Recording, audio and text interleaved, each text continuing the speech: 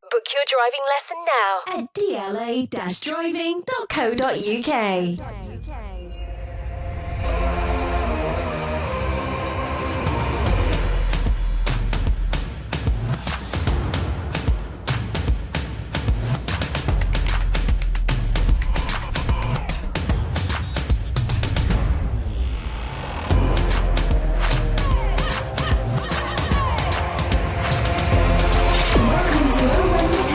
Sponsored by DLA Driving Schools. Hello and welcome to Oh When the Town. My name's Dave. Thanks for joining us. Tonight, we leave it late again, but the Hatters secure another point towards survival as Luke Berry scores yet another vital goal for Luton Town. We're going to talk in more detail about the 1-1 draw with Nottingham Forest at the weekend. And talking of Nottingham Forest, we now know that they've been punished. Just a measly 4 points deduction. You'd think they'd be happy with that, but no, they are going to appeal against this. So we don't know where we're going to be, but we're talking about that again and again and again. Talking about Luke Berry earlier, he's in our player focus this week as he creates history for Luton Town, becoming the first player to score in all 4 divisions. And of course, we have your 3-word reviews and much, much more. And with me this evening, I have, as always, Steve. And Darren, you're back for another try. Yes, good evening. Yeah. I'll keep going as much as you'll have me. Yeah, you're welcome all the time. I think we should start on the topical bit. I think we should start before we talk about the game, which, frustrated me again. But can we talk about the Forest points deduction?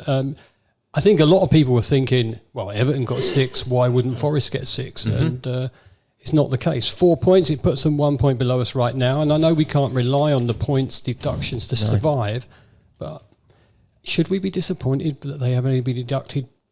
Is it fair? Does it feel, if I was an Everton fan, I'd be bloody fuming. Yeah, I totally agree with that.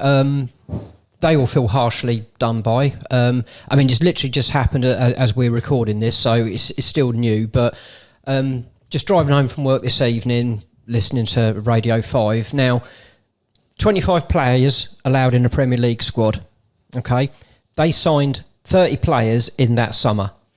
Just in that one summer, they signed 30. So they were promoted from the Championship with a load of loan players, i.e. players that they couldn't afford to buy, couldn't afford to pay the wages. So, was that a justified promotion? It wasn't a Nottingham Forest side. So you could look at it that way. 34.5 million over the threshold.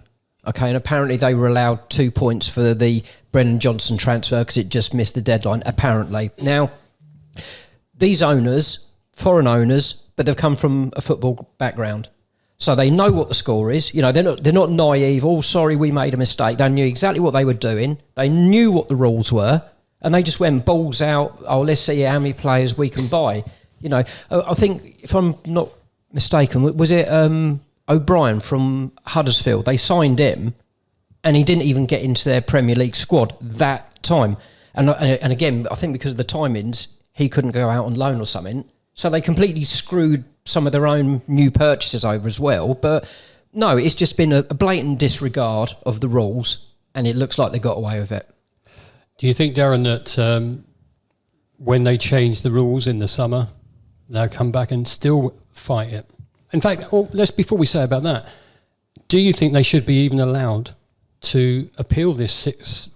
It was much, much less than Everton did. I cannot believe they're even thinking of appealing this. It's bonkers. We all sat here saying over the last couple of weeks, surely it's going to be 6. Yeah.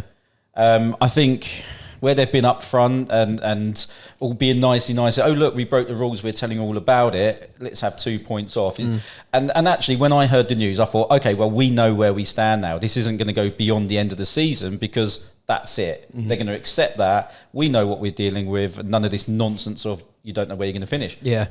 As you were saying, as I was driving around here, then I turned up and then you said they're going to appeal it. Yeah. I mean, the balls on them is unreal.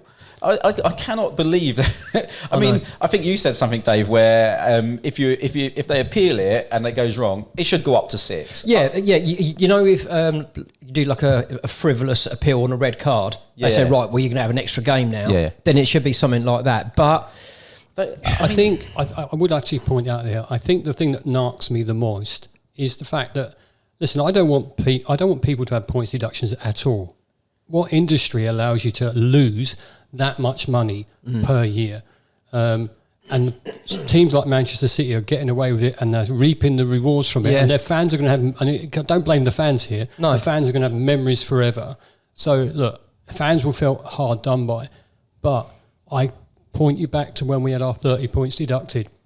There's no right to appeal. No. You won't be able to play league football ever again if you don't accept it. Yeah, that's right. Which is wrong. Yeah, if we were looking to appeal, we would not have got our golden ticket back. And I think for that reason and that reason alone, I don't think any team should be allowed to appeal.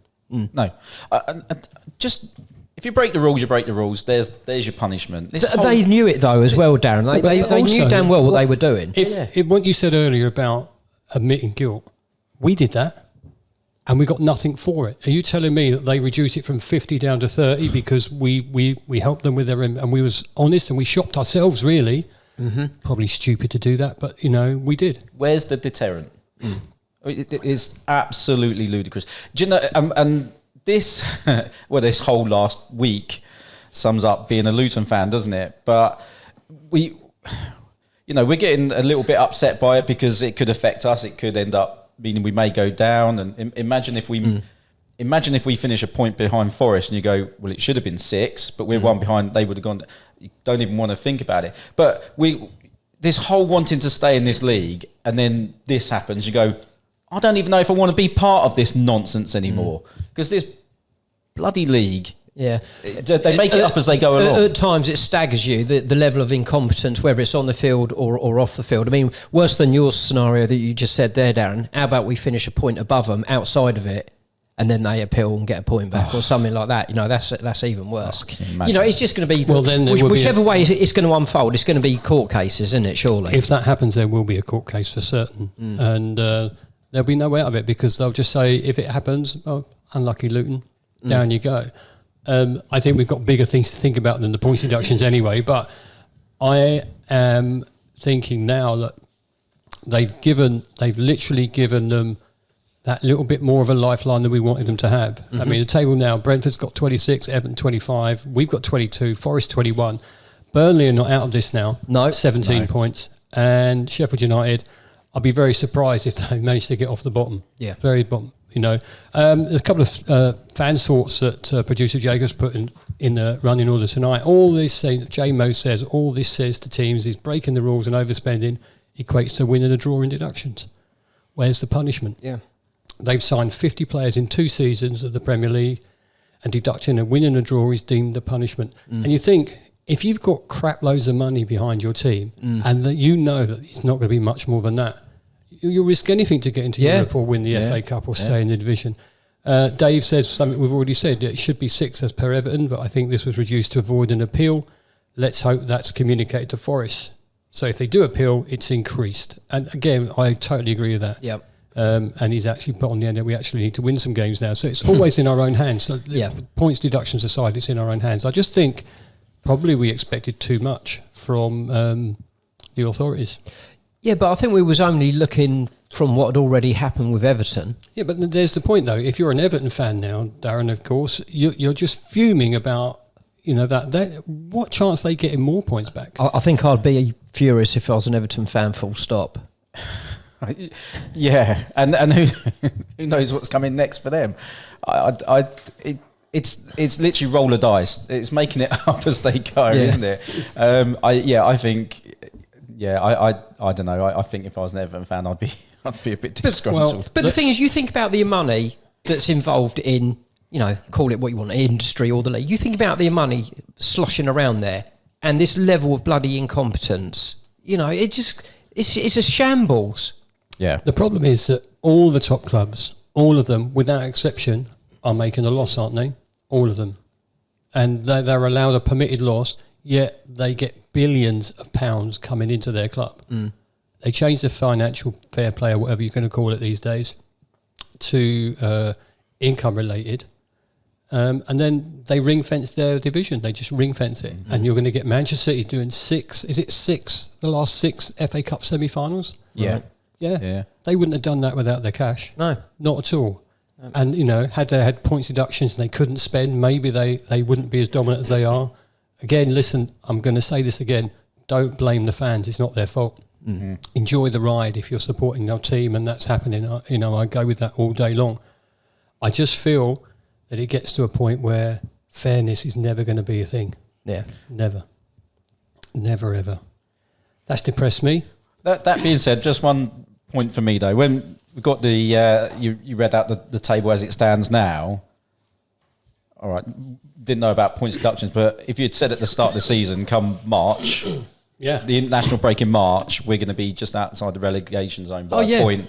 You'd take that. It's a 9-game season. Yeah, exactly. No, absolutely, we'd take it because we're not cut adrift, Garth Crooks. So not been relegated by Christmas. No, or even relegated by Christmas. Yeah, because they're relegated. Yeah, I know. Excellent. I haven't had a drink yet. I'm having when you two go. I'm just getting on it. And there's teams there. Brentford, Everton. I mean, nobody's in any kind of form down the bottom there.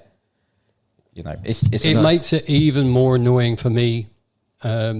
Not getting something from the Bournemouth game and also losing at home to Burnley very early on and losing at home to Sheffield United. 9 points there and we're dreaming of safety easily. Yeah, absolutely. Yeah. Absolutely. We need a miracle, and I think the miracle's going to start at the Tottenham Hotspur Stadium, but we'll talk about that another day. Okay. Let's look at your three. I mean, points deductions aside, we'll come back to it if we need to at some point in the future. If you've got any comments on that, please just leave it in the review below. If you're watching on YouTube, or just send us something on our social media, and we might take you into account next time we talk about it. 3 road reviews from Saturday: Nottingham Forest, Luton 1, Nottingham Forest 1. Sam says late show continues. Ed, massive late point. Matt says never give up. Stepsy, every point matters. Ollie, Pelly's best performance. Aid, international break needed. Adam, we're still in this. I put the we in there, so Adam said still in this. Justin, goal line clearances. And Nick, super sub Berry. Do you want to take one each? I want two. No, I was going to. We may have the same, so I'm going to go. Have one or two. I'm going to have Justin and Aid. I think Justin goal line clearances, which were huge, and I think there was a big talk after the Bournemouth game that, are the players tracking back? Are they giving absolutely everything to get back, clear that line, defend? Yeah, and I think. Did Edwards maybe mention it in an interview somewhere? Yeah, he did, yeah. So clearly, I mean, you watched Reece Burke for his one. I think he was just involved in the play. It went around him, and he just turned and sprinted. Because he sprinted to the goal line, sort of behind Kaminsky. I mean, both of them were absolutely sensational bits of defending, weren't they? Just as good as a goal. They were absolutely fantastic. And you'd think as professional players they'd be doing that anyway, but maybe they just need reminding or a little bit of a result against Bournemouth to go, no, you need to go that extra mile. So goal line clearances, ultimately, they're as good as a goal, the other end, and where the defence have been getting a bit of stick lately, they deserve a bit of praise there. My other one was Aid, international break needed. Oh my word, do we need this break? Yeah.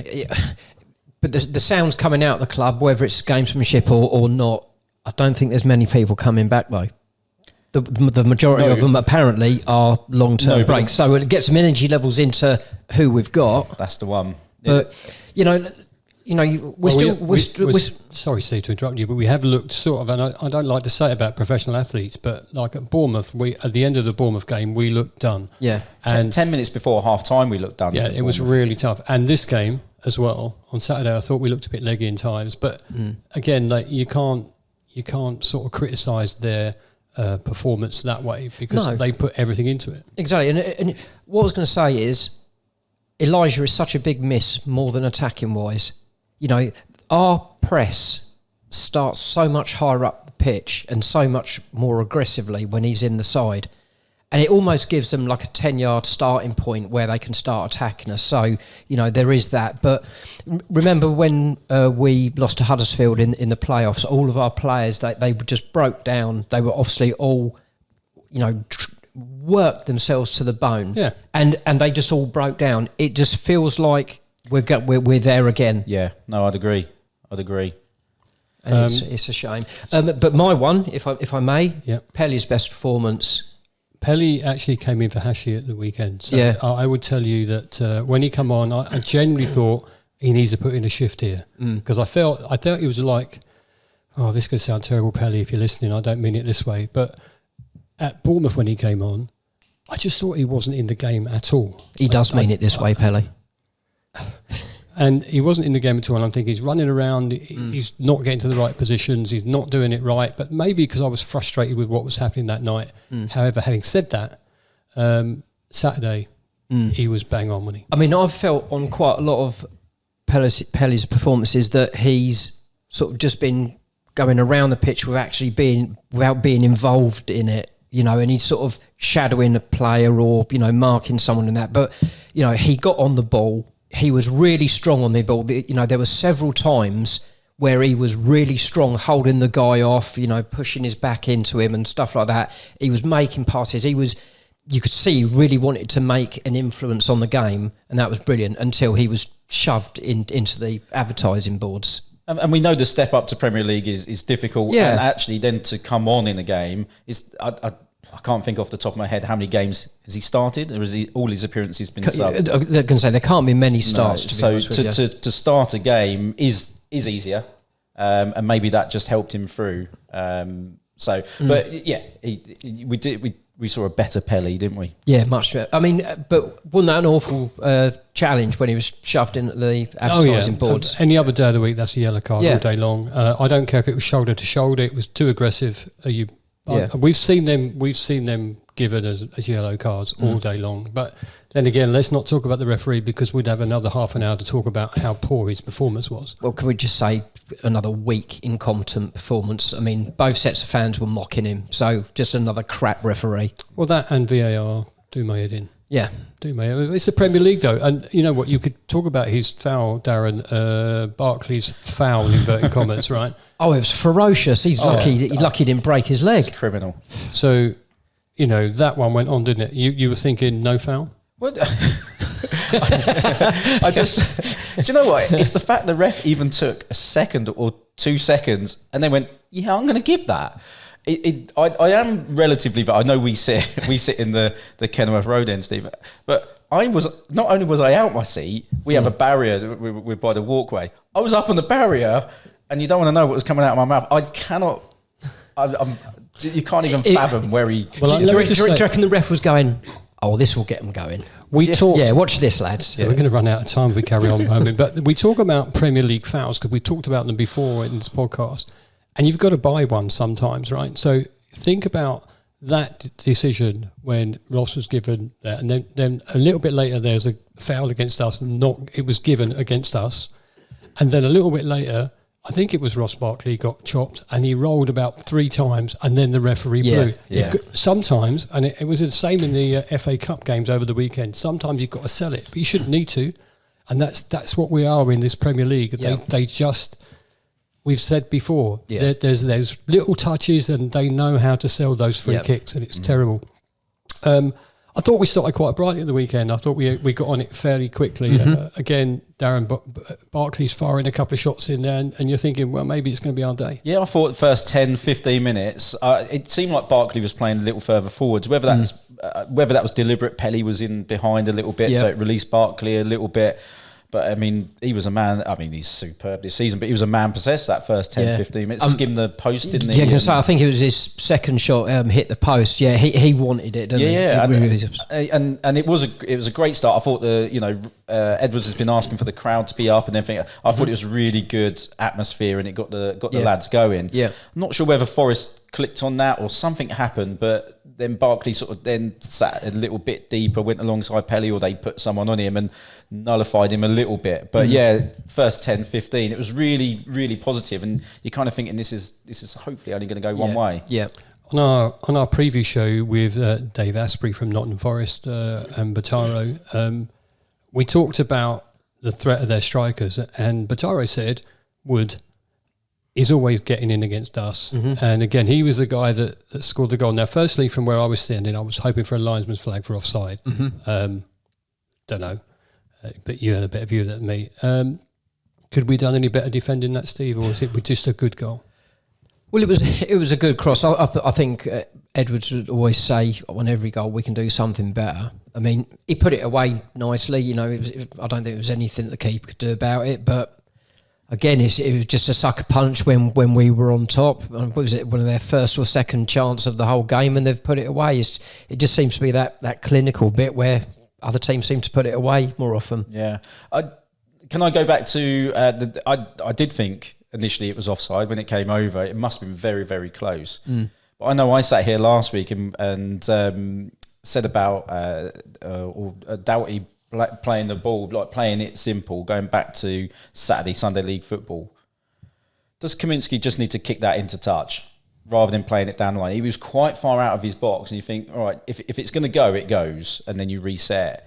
He's kind of lobbed it back up to the halfway line. They've nodded it back through, straight through, and I don't know. Do you know what I mean? It's again, it kind of came from there. You know, it's maybe I think that's a hindsight one. I don't think he done anything outrageously wrong on that one, to be honest with you. Hindsight's a wonderful thing, and we go 1-0 down. It's exactly what you don't want to happen on match day, especially this one, because, you know, before the points deduction, we're all thinking we could be like, there could be 6 and we could be now 9 points in front of them. As it is, we would have been 4 points in front of them. Still a better thing. Yeah. And then, I don't know, we just couldn't create anything after that for a little bit, could we? They were just stopping us all of the time, and I thought that Nottingham Forest got more into the game as it longer it went on. That they did, and it seemed to me as if Barkley was getting frustrated because then he was going deeper to get the ball off the defenders. He was trying to, you know, for the right reasons. He was trying to influence the game too much, but maybe from the wrong area. And you know, there was a number of times where there was no one for him to pass to. Ogbene, he's got to have more belief in his pace. The 83rd minute was one of the first times that he went to the fullback and he said, I'm going to do you on the outside and get a cross in. 83rd minute. The amount of times he would run and then just play it inside. He's got to have more belief in himself because he's got it. I can see you nodding your head. Yeah, it's exactly what I've been saying for weeks, Steve. You see these Premier League wingers and everything, and they drive into the box and, you know, generate a foul or create chances. He's almost too nice. The amount of times he gets down there, checks, comes back in. But it's not even a quick check and back in. He puts his foot in the ball, we slow it down, everything. And I'm thinking, just go. Because you're right, I had it in my mind, 83rd minute. And that lad got booked. Yeah, exactly. And far too often when we do get a full-back booked, we don't play on it and we don't. No, that's right. That's right. Because, you know, if he'd have been doing that from the outset, but, you know, say you got booked 15, 20, he's then got to deal with the whole game differently from that point. Yeah. You know, but yeah, I just feel that he doesn't have total belief in his pace or ability, and he should have because he's the bollocks. We thought we'd equalised when Tedden put the ball in the back of the net. Struck it well. I was in ecstasy for a bit, looked across, and then you're seeing the referee tapping his arm. Bit dodgy. I hate the handball rule. Also, can I just say from where I sit, you can't see that the VAR are looking at anything. Yeah. From our end, we couldn't tell, could we? No, but he gave it instantly, though, the ref, which doesn't mean it's the right decision, but it was pretty much instant, wasn't it? Yeah, and the ball didn't go up VAR check or anything. They seemed to count it out quite quickly, but... He had his hand to his ear. He had his feet like this, like to say, I want you to check it. Yeah, but I mean, it was a quick check, so you kind of think, it must have been really obvious. Yeah. But not about you boys, but... I've only watched it back a couple of times. I wouldn't say it was that obvious. It isn't obvious, but there was one angle where I thought, it has hit his arm on the way down. I would also say, though, it was more of his midriff than his arm. That's what I felt. And I think it's extremely unlucky. But, you know, these are the things we have to deal with in the Premier League. Yeah. So we don't go in at 1-0. I think we go in at 1-0, we go on, we win the game without a shadow of a doubt. Second half, though, well, look, Doughty had to go off. I think he was knackered from Wednesday. Yeah, and this is what we were saying a few minutes ago about all the players sort of running on empty, and that's when you get problems. You know, it seems to be like the hamstrings are starting to go and that, and it's a real problem. I mean, because everyone's saying, "Oh, Doughty's knackered," and he may well have been, but his style of running and playing anyway is quite language. He's the least looking footballer you can. Exactly. But you know, it's clear that they are really sort of they're putting everything in, and it's becoming a lot for them. England international Tiedemann Mengi coming up. How much do we have to thank him? 7 minutes a second half, Darren, for that clearance. Massive. And I know you touched on it earlier about how important it was. That's the reason why he's got his call up, because he's absolutely superb. I know he's a warrior, isn't he? He's an absolute warrior. Don't forget, this lad came in as a backup.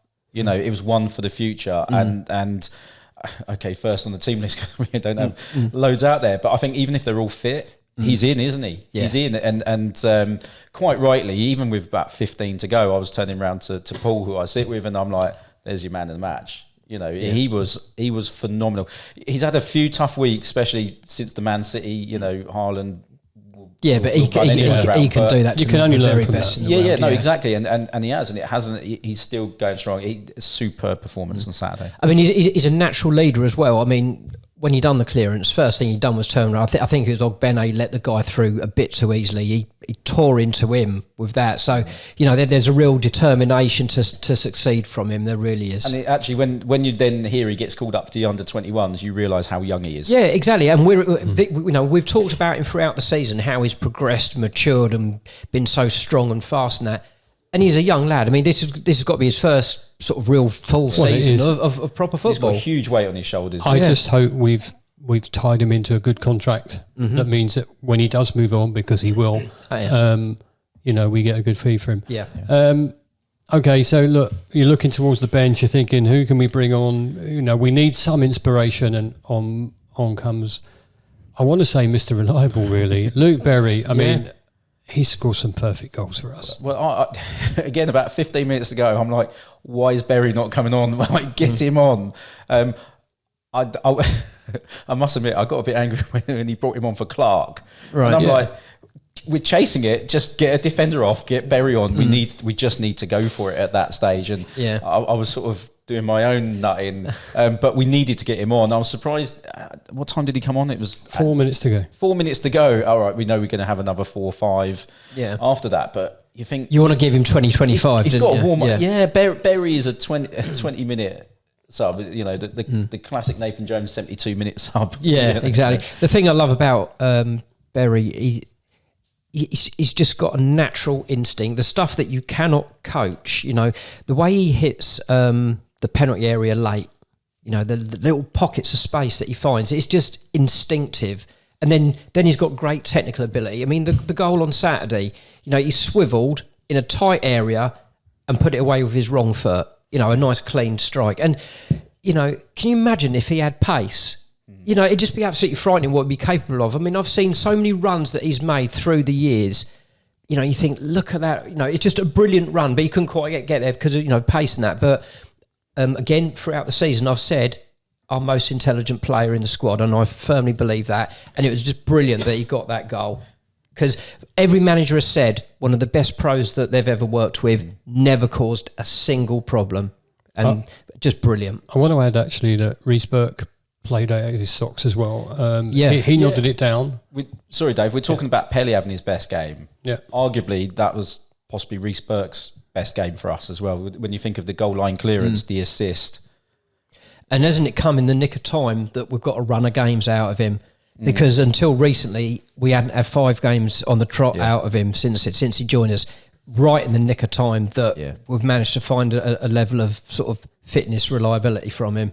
I mean, with hindsight now, we're happy to get a point. It's better than no points at all. And it's everything to play for. It's still in our own hands, and I think that's the most important thing. It's still in our own hands. It is, but you feel it's another little opportunity that's probably gone. One of the key ones that we really wanted to get the 3. You know, it just feels it's just a little opportunity that's gone. It was, but I was always in the do not lose category. I know there was must win or do not lose. For me, it was a do not lose, and we didn't. You will never achieve in life, Darren, with that attitude. I was going to just put me off there now, Steve. I was just thinking about do not lose, must win and all that else, but it's in our own hands. We've got some of these people. We've just got to match Nottingham Forest's results. That's it. We have. And, you know, we had a little look before we came on there. All the teams down there have got to play a lot of the others. Yeah. So it's going to be a massive free for all, isn't it? There's going to be lots of teams dropping points. It's just whether they all drop the same amount or whether one particular team's going to drop a lot. I know Everton have got to play a lot of them. I think the worst thing is that we have 2 away fixtures. Forest have 2 home fixtures, and they're quite winnable for them. Palace and Fulham at home, and we're Spurs and Arsenal. Now, you know, that 1 point will be gone by then. Yeah, Fulham are very capable of turning teams over. I mean, you know, they've done Spurs. That weekend. Everton have Bournemouth and Newcastle. And Everton have been not winning. They've not been doing so. I think them and Brentford, Man United and Brighton, before you know it, and Villa. Brentford, Man United and Villa. I just don't see Everton scoring a lot of goals. So, look, keep the faith. You never know what might happen. There's still time for us to deal with it, and it's still in our own hands. We've not been cut away yet. I was going to say something else as well, but we've got to talk about Luke Berry at some. Yeah, we're going to talk about Luke Berry, but there was something else I was going to tell you. It'll come back to me. I'll just bung it in at the wrong time. Let's have a look at Luke Berry then. We asked him about the player favourites. How have you rated his cameos this season? And I will start with Darren. What's been your favourite goal of his over the years? I think his cameo has been very limited. Like we say, he came on 4 minutes ago. I know there's injury time and that, but he's not getting the 20 minutes necessarily. So I think he's been a bit unlucky, really, because you know there's been games that we've been chasing. All right, we've scored late goals and things. So I think he could have had more minutes. Edwards certainly likes him, so I'm surprised he hasn't gone for him. I think Edwards sees Clark ahead of Berry though, which is why he probably wanted to give give Clark the minutes to get back to match fitness. He probably is, but Clark doesn't get the goals like Berry gets. Like we said, he's in the right place, jolly on the spot, isn't he? And you know, and for everything he's done for the club, you know, I've got a soft spot for number 8s anyway, and he's like our number 8. You know, I absolutely love Berry. Love him for everything he's done for us. Favourite goal then? I say my favourite goal, but the one that springs out to mind is classic Luke Berry is Blackburn away 2021 season. He came on late and scored 2. Yeah. Okay, it was early. Combined distance of about 3 metres, wasn't it? And that's Luke Berry. Comes on in the right place and scores 2 good goals. And so that initially springs to mind. Again, obviously, who did he score against in that game? Kaminsky. Yeah. Well, he's improved, hasn't he? Yeah, exactly. But, I mean, you've got the hat-trick against Stevenage, and that was a high-quality one. I can't remember the opponent. It might have been Peterborough. The goal he scored is at the Oak Road end, and the ball came to him with his back to goal, and he sort of turned almost, you know, to sort of like 10 o'clock, turned it right round inside the guy in one swoop, and then just passed it away with his left foot. You know, it was just his complete awareness of how close the guy was behind him, where the space was, and he just done it in one move, just an outrageous turn, and just passed it away.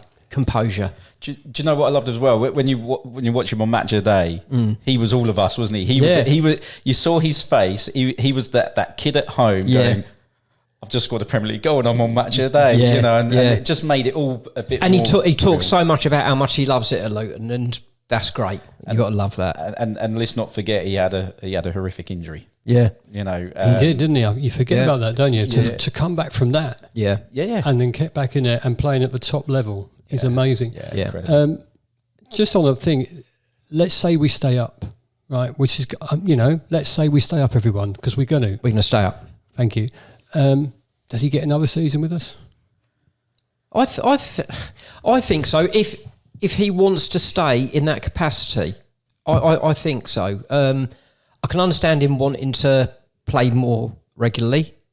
It might be that if there's more money available for players, then it pushes him down a little bit more, which would be a real shame. You know, it is a natural development in it of a club, you know, if it's moving forwards.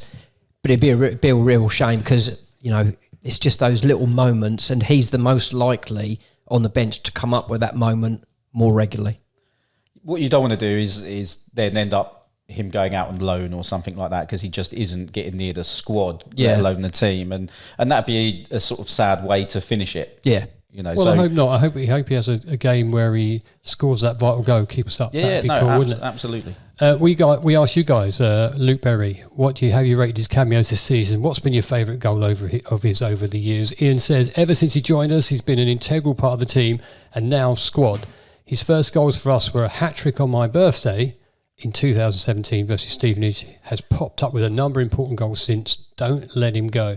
Joe says, always a great game changer and comes up with vital goals. Millwall at home last season will always be my favourite goal of his. Simple turn and shoot into the bottom corner late in the game. A great servant over the years. Everything's saying the same. Dom, think he should be coming on earlier in games when we're behind or level. He's always been aggressive, front-footed and carries a goal threat.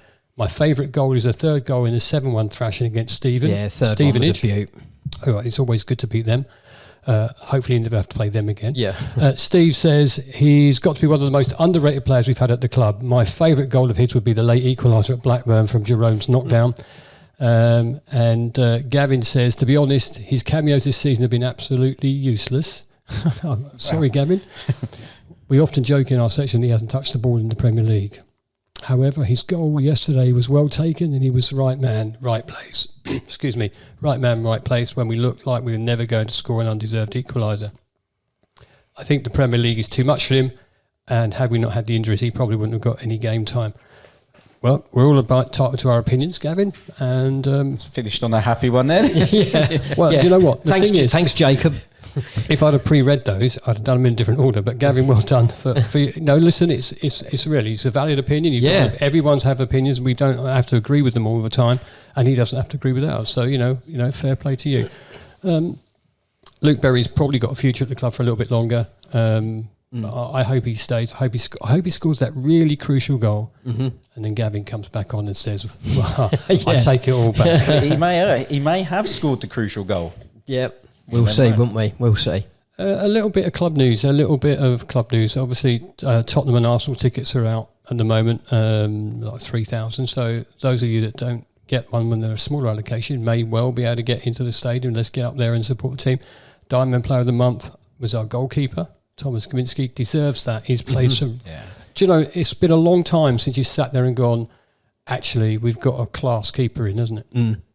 And again, another player that's really grown into the season, started to believe, started to feel more at home and accomplished. And the amount of critical key saves that he's made is, we've said that we've basically been in every game this season, and that's down to the amount of critical saves that he's made. Yeah. Tedden and Luke Berry got in the Premier League Team of the Week, which is amazing as well, given that, there weren't that many Premier League games on, obviously, but they still got into the Team of the Week. But thoroughly deserved for Mengi. Thoroughly deserved. Yeah. And a bit of sad news, really, especially for us older supporters. Luton Town legend Ron Bainham passed away. I mean, to be fair, age 94, had a good innings there, but he appeared in goal 434 times for Luton. He was England's oldest surviving international at the time of his death. That would be another one that will sadden my dad. Yeah, it would sadden your dad because, he'd have been there watching him all of the time. And there'll be some older supporters that will remember him. And, it's always sad when you lose someone. Yeah. Just thought we'd, pass our condolences to his family. Absolutely. And hopefully, have good memories of him, and we'll give him a nice big round of applause when next at the Kenilworth Road. Exactly. And just one more thing. Kenilworth Road is hosting the Women's National Cup final. # United and Newcastle United. Yeah. I might go. We'll see. Is there any football on? Don't know. Can I just quickly say hello to Graham Sheridan? Had a chat with him after the game on the way back to the car. So he's a keen listener in that, which we'll appreciate. So hello to Graham. And a lad that come and chatted when we were doing the buy one, get one free, which the club was strongly endorsing before the game. And I think they should do it every week. Exactly. And he gave Dave his name. Dave's forgotten. No. You asked. Okay. I'm not taking responsibility but anyway, for that. You know who you are. So hello, mate. And it's appreciated that you listen. International break time's coming up, so we won't be recording next week unless we've got something to talk about, and then we will. We're back after that, after the Tottenham game. If you've got tickets, I'll see you there, hopefully. Thank you for listening. Thank you, guys, for coming up as well. It has always been a pleasure. Thank you for listening. Thank you for watching. If you're on YouTube, please like and subscribe. It does really, really help our cause, and we'll see you again very soon. Take care. See you soon.